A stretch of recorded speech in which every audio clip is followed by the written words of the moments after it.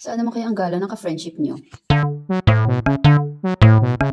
October 31 at ngayon ang unang gabi, nagdadalo kami sa puntod ng aming tatay sa may Heritage Park sa may Taguig. Kaya naman naghanda na kami ng aming mga dadalihin at syempre yung aming mga kakainin at doon na kami kakain ng aming hapunan. At ito nga, nagbiyahe na kami. Madali lang naman yung biyahe dito papuntang Heritage kasi medyo malapit lang naman ito basta wag lang magkakaroon ng traffic. Mula dito sa amin, tatakbo lang ito ng 15 to 30 minutes ang biyahe basta wag lang magkakaroon ng traffic or magkakaroon ng mahabang pila papasok doon sa may pinaka-gate ng Heritage Park. At ito nga, nakarating na kami doon sa may pinakapuntod ng aming tatay. And syempre nakita namin na meron ng naunang dumalaw dito sa tatay namin. Nagtirik din ng kandila at nag-iwan din ng isang pirasong apple para sa kanya. At syempre ito na nga ang inaabangan natin. Nag-ready na tayo ng ating mga kakainin dyan. Nilabas na namin sa mga lagayan. And ayan, meron kami in-order dyan ng Jollibee. Wow! Nag-order kami ng bucket chicken para sa mga may gustong kumain ng chicken. Syempre meron din kaming spaghetti dyan. Meron din kaming burger steak para naman po sa mga bata na hindi pwedeng kumain ng chicken. May mga allergy tulad ng anak ko. So lahat po ng aming dinalang pagkain dito is nag-ambagan po kami or nag-share po kami ng gastusin para po ito sa lahat. And syempre para hindi na rin mabigat para sa isang tao lang. At ito nga si aming baby boy na sobrang kulit at kung saan-saan nagsususuot habang busy ang lahat sa pagkuha ng kanya-kanyang mga pagkain. And syempre naglagay din kami dyan ng aming lumang folding bed. Ayan, inaakyat at akyatan niya na. And dyan namin ilalagay yung aming mga dalang pagkain. So yan na yung pinakalamesa namin. And syempre hindi na rin kami nagdala ng lamesa kasi masikip na rin kami sa sasakyan. Dumating na rin pala yung isa kong kapatid at yung bayaw ko, nakamotor sila. And syempre humabol din yung aming kapatid na bunso galing pa sa trabaho para makabisita rin po sa tatay namin. And syempre magsama-sama kami maghapunan dito sa puntod ng aming tatay. Nung nakakuha na ng mga pagkain ng bawat isa, so ayan, nilipat na namin yung aming mga dala-dala pang ibang mga pagkain dito sa folding bed. Syempre nagdala rin kami ng rice kasi hindi yan mawawala, kailangan talaga may rice tayo. And syempre ayan yung ating chicken, yung ating spaghetti. And nag-order rin pala kami ng 2 pirasong pizza dyan. And then meron din kaming pichi-pichi na in-order, ayan. Habang busy kaming lahat, kakalipat ng aming mga pagkain dyan sa folding bed, busy din naman yung aming makulit na baby dyan. Panay ang akyat baba niya dyan sa folding bed kasi gusto niyang umakyat. Ayan, habang nakalatag na lahat ng pagkain, syempre to be continue ang kainan. Ando naman kumakain yung anak ko tsaka yung pamangkin ko sa loob ng tent. And syempre ayan si baby boy, pinapakain ni nanay. And yan naman yung kapatid ko, syempre gutom na daw siya. Kaya ayan, for the lamon na naman kami ngayong gabi na ito. Girl, hinihina na sa pagsubo, halatang gutom na ka na. Ayan no, yung mga kasama ko, ayan mga gutom na gutom. Ayan. O, diba? May ano? Ayan, ang liwanag. Ay. Ayan, o. May manok bunga nga niya. Meron. And habang nagkakainan ng lahat, syempre, hindi tayo papahuli dyan. Kailangan na rin natin kumain at gutom na rin ako.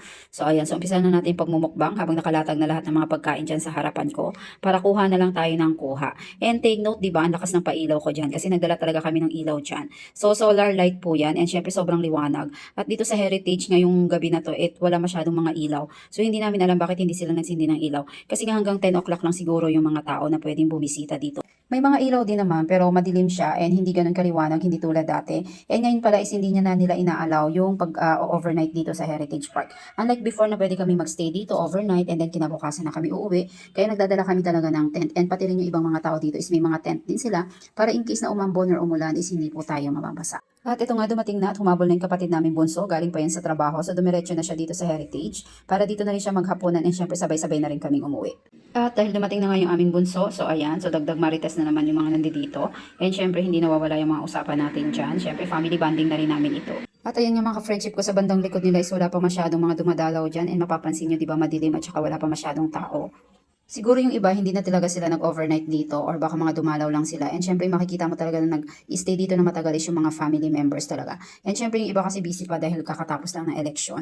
And kung napapansin nyo dyan mga ka-friendship ko, yung ilaw dyan sa likuran namin. So yan lang yung pinaka-ilaw dyan sa buong area na ito. And syempre kung wala kami dalang ilaw, medyo madilim talaga and nangangapa kami kung ano yung mga hinahanap namin. So ayan yung tulong ng aming solar light, sobrang liwanag. And syempre hindi kami nahihirapan kumilos. Dalawa din o, bumabanat ng kain. Ayan, kumakain. Ito may liwanag na to girl. O ayan, kitang-kita ka na. Uy, mga bata, sino mama mo? Alam mo yun? Mga marites. Mga bata, oh, sino mama mo? Kain. Yung bakla. Baknat. Thank you. Ganun dapat. Pakain ko na talaga.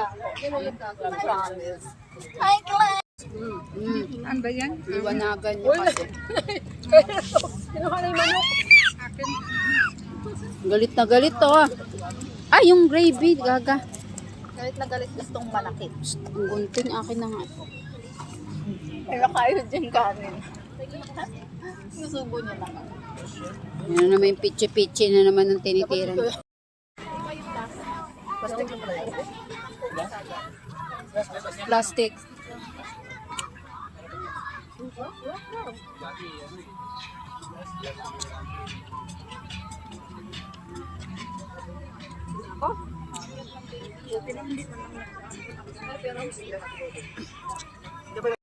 At ito nga po pala ang punto ng aming tatay. Ay, binila namin siya dyan ng 3 pirasong bulaklak. And syempre may pakandila din kami. And naglagay din kami ng konting pagkain dyan. And para sa mga kapatid niya and mga relatives namin na hindi nakakapunta dito kay tatay. So ito siya, pwede kayong sumuliyap dito. And alam naman po namin na malalayo ang inyong lugar kaya hindi kayo nakakadalaw dito.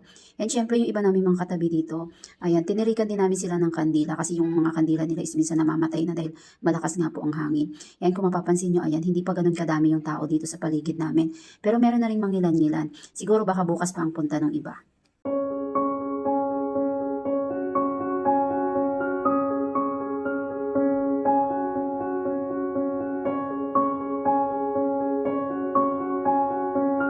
At ito nga, nag-offer din kami ng prayer para sa soul ng aming tatay. We do not want you unaware, brothers and sisters, about those who have fallen asleep, so you may not grieve like the rest. To have no hope, for if we believe that Jesus died and rose, so too will God through Jesus. Bring with him those who have fallen asleep. Indeed, we tell you this in the word, let not my enemies exult over me. No one who waits for you shall be put to shame. Those shall be put to shame who needlessly break faith. Response. To you, O Lord, I look unto you. May sleep here in peace until you wake him to glory. For you are the resurrection and the life. Then he will see you face to face, and in your light will see light, and know the splendor of God. For your living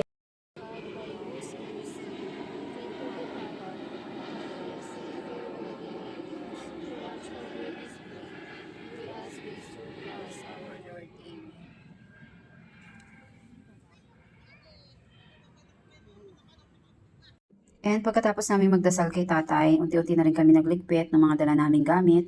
And syempre ito yung aming baby boy, ayan. So naglaro-laro muna siya.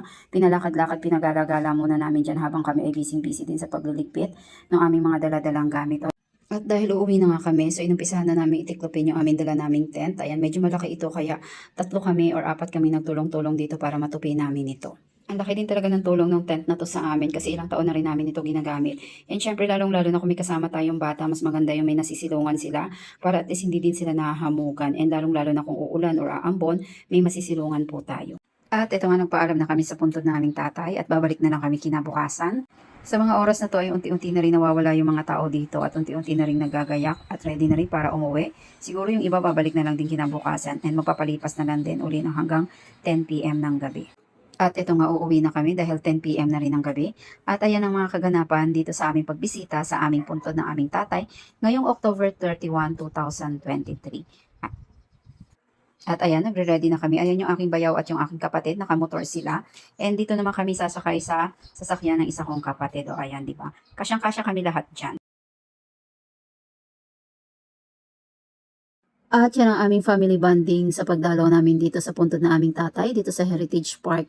And hanggang sa muli, thank you for watching. God bless you all and bye!